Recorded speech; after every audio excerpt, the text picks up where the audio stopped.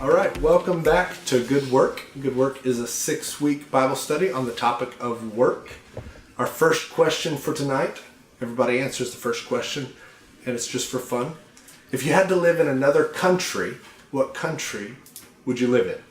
And while you're giving your answer, be sure and tell us your name too, in case not everybody knows each other.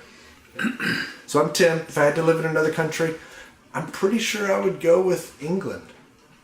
I lived there for 3 months, and I liked it. Everybody answers the first question, so jump in.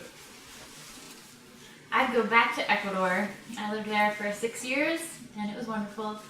And I just really like the tropical, hot, humid climate. All right. My name is Scott, and I would go to South Africa. Why South Africa? He likes diamonds. I spent about 2.5 weeks there, and just loved the uniqueness in their racial relations that they have going on there, and it's a place I'd go back. Cool. I'd probably not live in the city there though. I'd probably live in the bush. My wife is excited about it.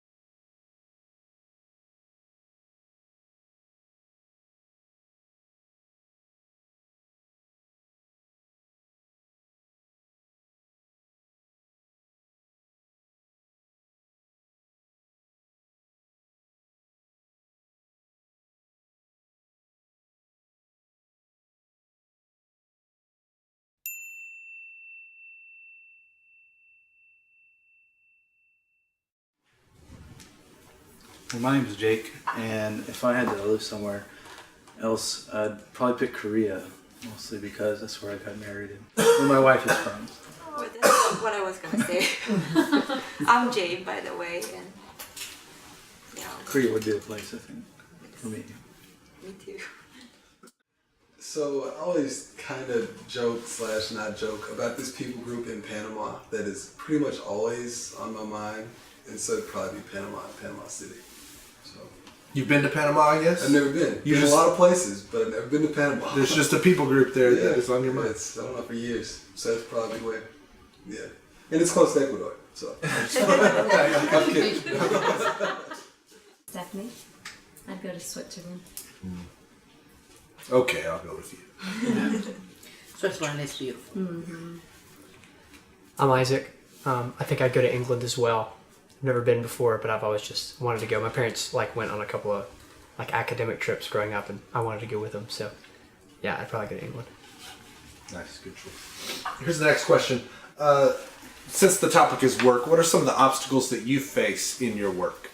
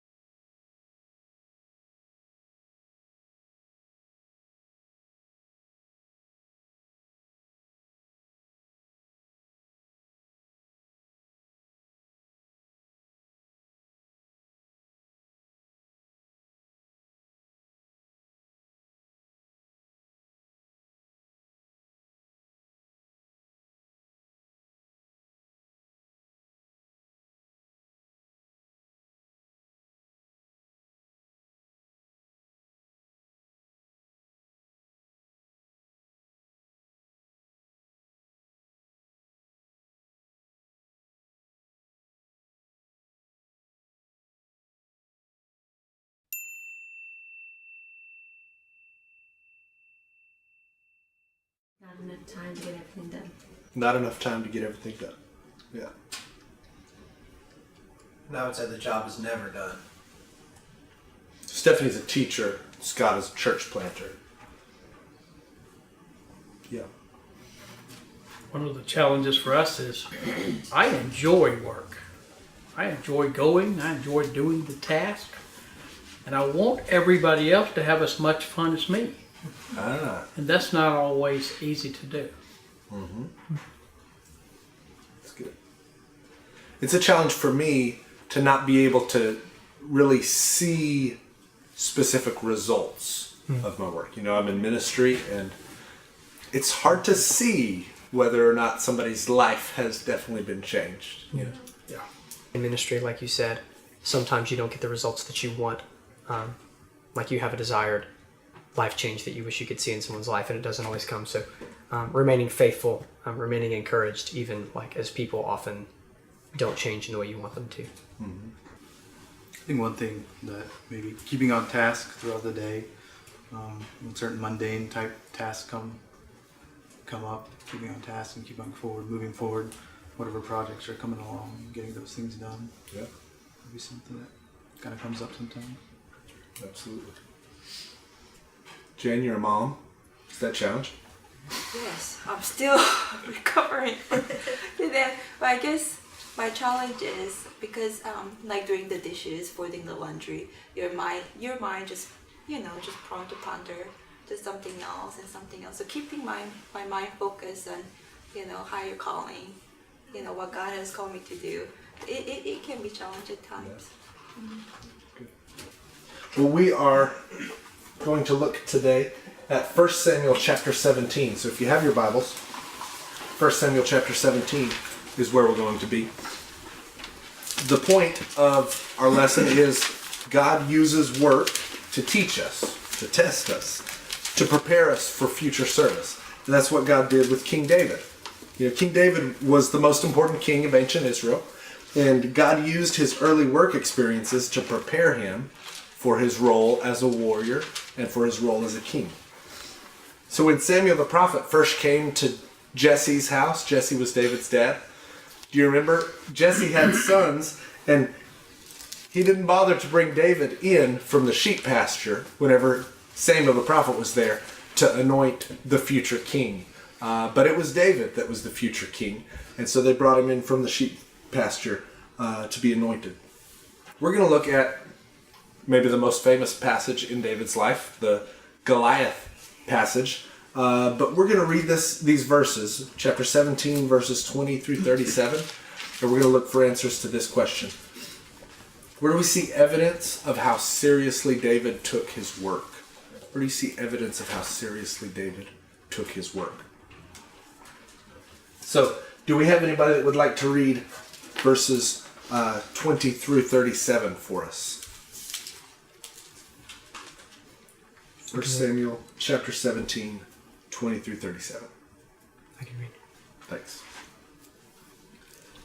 Early in the morning, David left the flock in the care of a shepherd, loaded up, and set out, as Jesse had directed. He reached the camp, and as the army was going out to its battle positions, shouting the war cry, Israel and the Philistines were drawing up their lines, facing each other.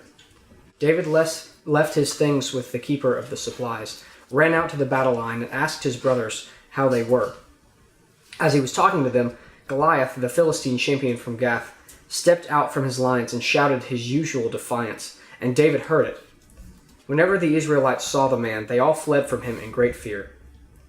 Now the Israelites had been saying, "Do you see how this man keeps coming out? He comes out to defy Israel. The king will give great wealth to the man who kills him. He will also give him his daughter in marriage, and will exempt his family from taxes in Israel." David asked the men standing near him, "What will be done for the man who kills this Philistine and removes this disgrace from Israel? Who is this uncircumcised Philistine that he should defy the armies of the living God?" They repeated to him what they had been saying and told him, "This is what will be done for the man who kills him." When Eliab, David's oldest brother, heard him speaking with the men, he burned with anger at him and asked, "Why have you come down here? And with whom did you leave those few sheep in the wilderness? I know how conceited you are and how wicked your heart is. You came down only to watch the battle." "Now what have I done?" said David. "Can't I even speak?" He then turned away to someone else and brought up the same matter, and the men answered him as before. What David said was overheard and reported to Saul, and Saul sent for him. David said to Saul, "Let no one lose heart on account of this Philistine. Your servant will go and fight him." Saul replied, "You're not able to go out against this Philistine and fight him. You're only a young man, and he has been a warrior from his youth." But David said to Saul, "Your servant has been keeping his father's sheep. When a lion or a bear came and carried off a sheep from the flock, I went after it, struck it, and rescued the sheep from its mouth. When it turned on me, I seized it by its hair, struck it, and killed it. Your servant has killed both the lion and the bear. This uncircumcised Philistine will be like one of them, because he has defiled the armies of the living God. The Lord who rescued me from the paw of the lion and the paw of the bear will rescue me from the hand of this Philistine." Saul said to David, "Go, and the Lord be with you." Right. So where do we see evidence of how seriously David took his work in this passage?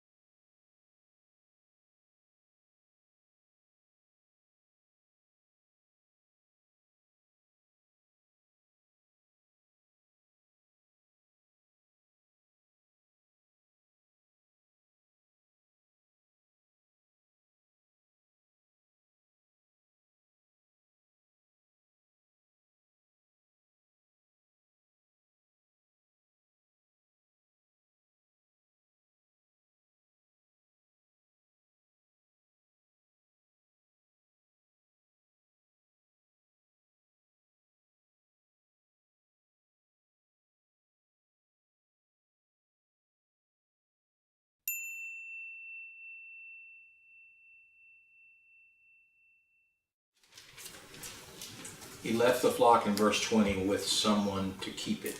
That's a responsible thing to do. Verse 20. He does the same thing with the materials just a little bit later. That's right. So his father had apparently sent him with like some supplies to bring to the brothers. And rather than just leaving them and going to watch the battle, he left them with the quartermaster, whatever that is.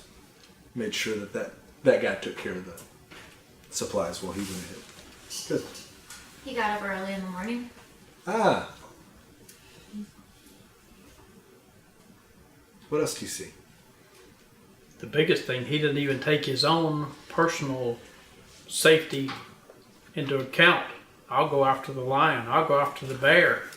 Yeah. So Can you imagine, like, that's brave. I imagine myself in that situation. I don't know if I care enough about the sheep to go up against the lion. Yeah. In the face of opposition, he just kept on. His brother comes at him and says, "What are you doing?" And so he almost doesn't even acknowledge it, just keeps on asking the questions. Yeah, that's a good observation. He's not dependent on himself. He's dependent on the Lord to take care of the situation. Yeah. Because he says, "The Lord who delivered me from the paw of the lion and the paw of the bear will deliver me from the hand of this Philistine." Mm-hmm. What other lessons do you think David learned from his time as a shepherd?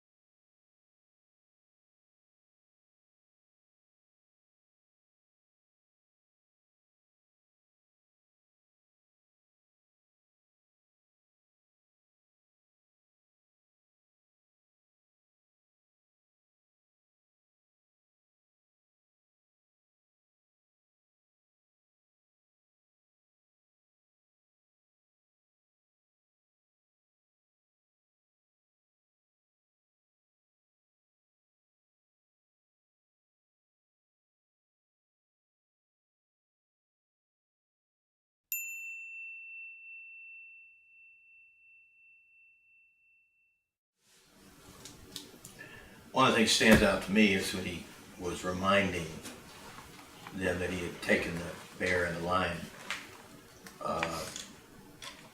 Past successes had bred confidence in him. It seemed to me that that's a normal thing about work, is that we can be confident in our work if we've had past success. Mm-hmm. That's good. I think as a shepherd, like, you're not really functioning alongside other people. You're kind of working alone.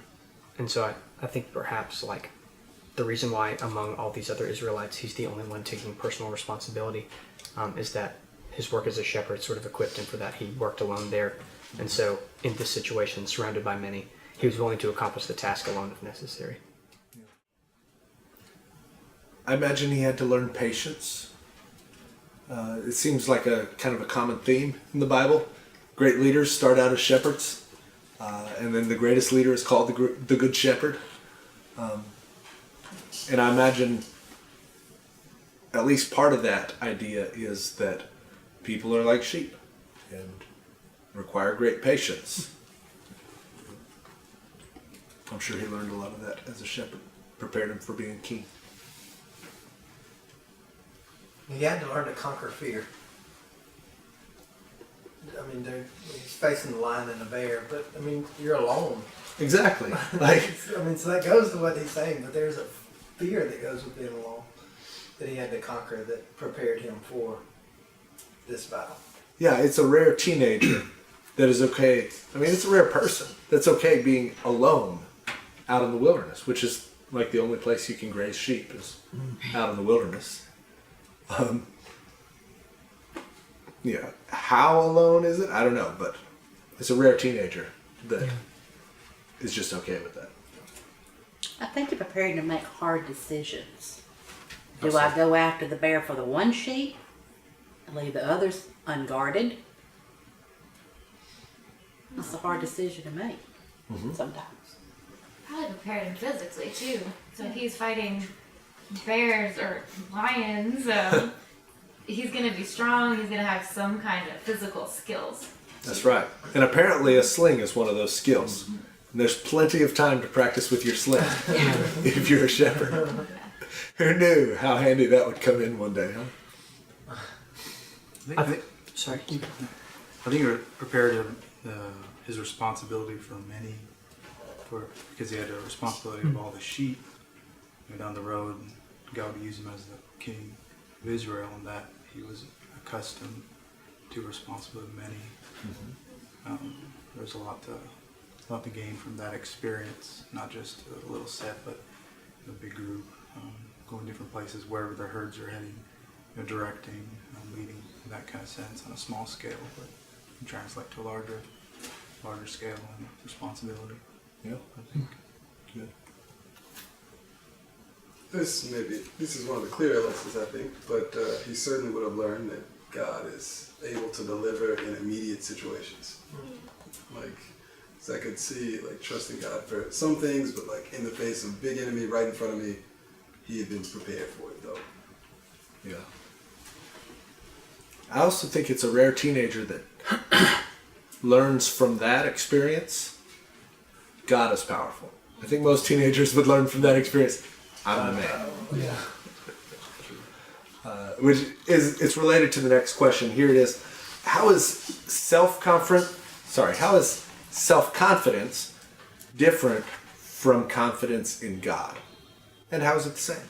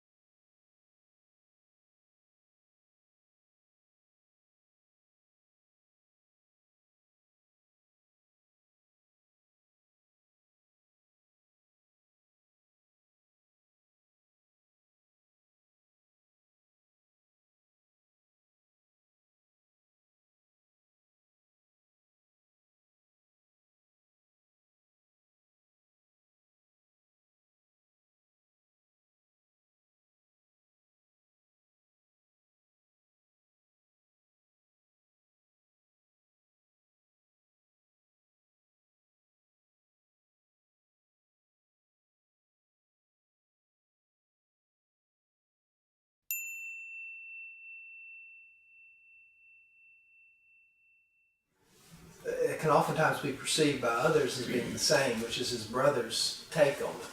That's a good point. His brother looks at him and says, "I know your heart. I know why you just want to see the battle. You're just." I mean, his brother looked at him as a punk kid. Yeah, his brother takes it as arrogance, That's right. self-confidence. Right. That's a good observation. So it could look the same from the outside, possibly.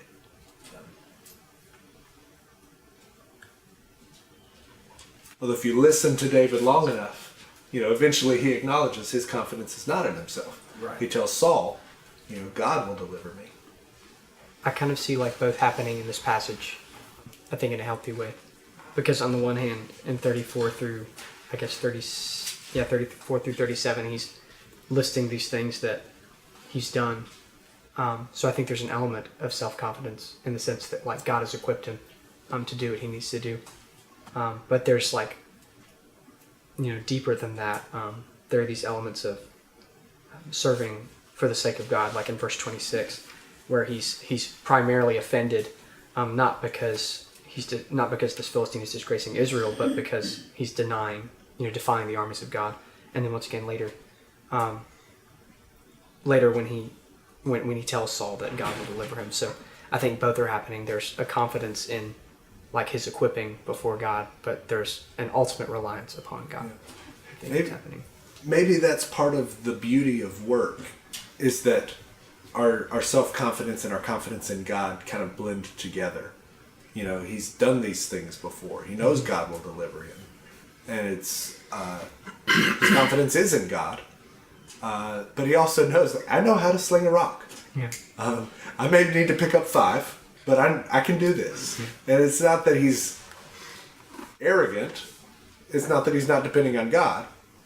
But his work gives him kind of the training ground, the testing field, for him to build that confidence in God.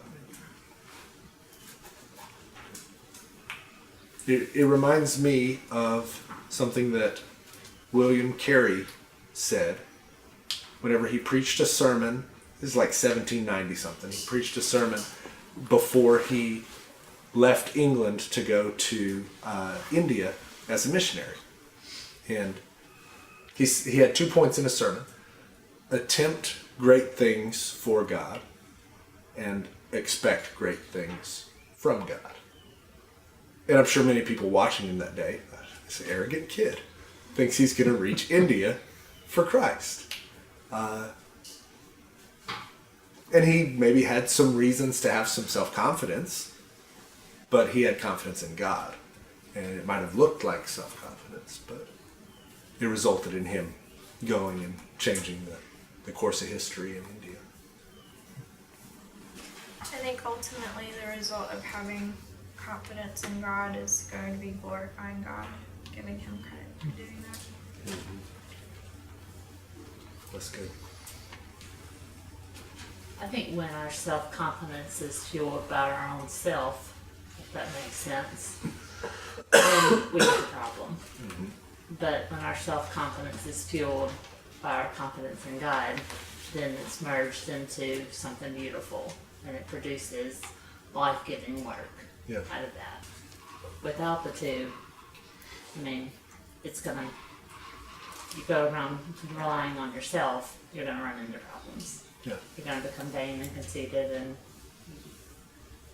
you may do great things, but no one's gonna like you. Yeah, that's good. You're not gonna get very far. And at least not for an eternal impact. Last question is this: what are some of the lessons that you learned early on in life from your work?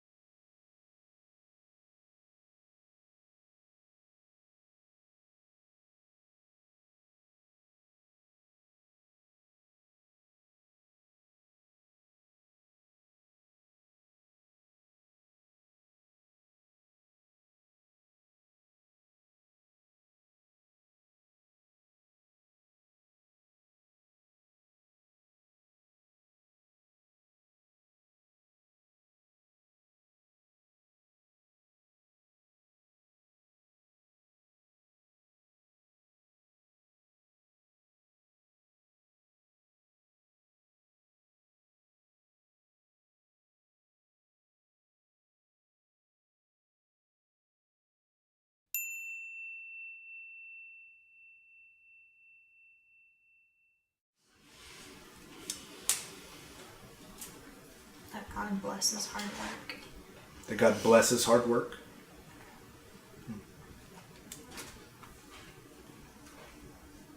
I think also you don't have a right to expect benefit if you don't work. Ah. That's good. I was probably in college when I first started noticing this, but it often surprised me that God actually seemed to care. Like if I was busy and had a lot that I was trying to do, and I would pray about it, it always seemed like He actually would intervene and really help things work out. And I just always thought, God, do you really care about this little stuff? You know, it's just my little deadlines, just my little projects to turn in and stuff. But it baffled me that He actually seemed to care. I worked a full-time job my senior year of high school at Mississippi Discount Drugstore for Dr. Parks. And every day from 12 to 8, I would leave school and go to work there. And it was great. And I worked hard, and Dr. Parks was great with me and invested a lot in me. I got a lot of that. But a couple of years later, I got cancer, and the customers there started sending me cards. Customers. And I got a card from this one man, and he was probably 80 years old. And he says, "You don't know me, but I'm Mr. So-and-so. And I just want you to know that every time I come in the store, you give me a smile, and you always talk to me, and that makes me feel special. So thank you for that. And I'm praying for you." And that taught me in that moment that people matter. And it's not about a paycheck or, it's just about people. That's what work's about. That's good. I think just that, like, you can't accomplish the goals you want to accomplish alone, usually. Like my first, I guess, more serious job was as like a youth worship leader, and I was so bent on sort of getting everything done by myself that, I wanted to say that the band struggled, but there wasn't a band because I just kind of did it all on my own, and so I think like that experience and even coming here, I've just learned how important it is to like make sure that like you provide what other people need to be successful as well. You need other people to be successful in order for yourself to be successful, I guess. That's good. Details matter. I was a flower delivery guy, and there's no worse feeling than walking into the hospital room with a bouquet of flowers and saying, "Mr. Steve?" And they say, "No, you're in the wrong room." So you have to look at that person while holding a bouquet of flowers and go, "Somebody loved somebody, but it wasn't you." It's a pretty rotten feeling, and it makes you aware that details matter. Work is a long game. It's not a short game. It's something that takes a lot of time to master, and you need to be patient. Good I advice. think aside from your family, where you're those closest to you, it's one of the most important places to I guess show your faith and show your integrity as a believer. Much more than doing a lot of different things, I think just working hard and being excellent in your work. All right, we're wrapping that one up. That's the end of this lesson. We'll be back for another one.